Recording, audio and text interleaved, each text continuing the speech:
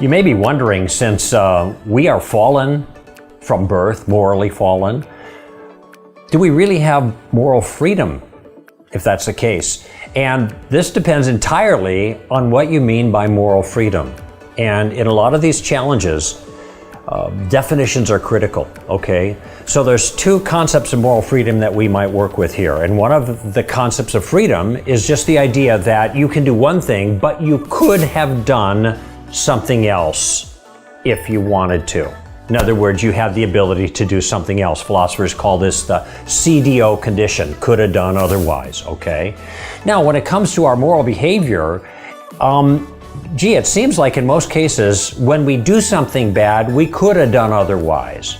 We could have done the right thing. And this is why we punish criminals and why we spank our kids, because they could have done otherwise, and they should have done otherwise, and so their punishment or discipline or direction is appropriate, okay?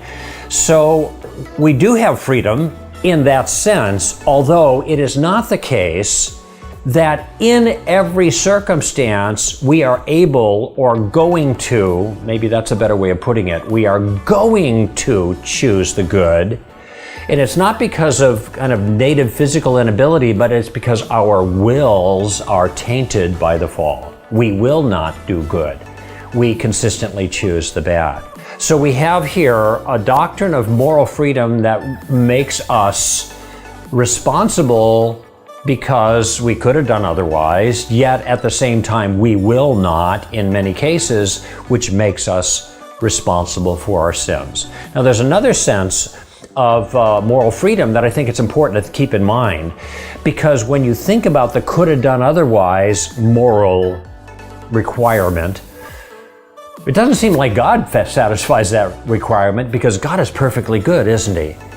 And He can't sin. It is not in His nature to sin. He can do whatever He wants, and everything He wants to do is good. Okay? So God doesn't satisfy that requirement. He does not have that kind of moral freedom. It seems to me He has a different kind of moral freedom. He has the freedom that is the ability to always do what's right. The ability to always do what's right, one might argue, is a superior kind of freedom. Okay? Because it is the freedom from sinning. That's the kind of freedom that God seems to have. He can do good. He always does good. He can never sin. That's a good thing. And in my view, at least, that's the kind of moral freedom we'll have when we get into heaven. When we see Him, we shall be like Him, because we will see Him as He is. And frankly, that's the kind of moral freedom I want. I don't want this kind of moral freedom when I could have done otherwise. I could sin. I want to be done with that. I want to have the freedom that reflects a change in my nature that allows me to always do what's right.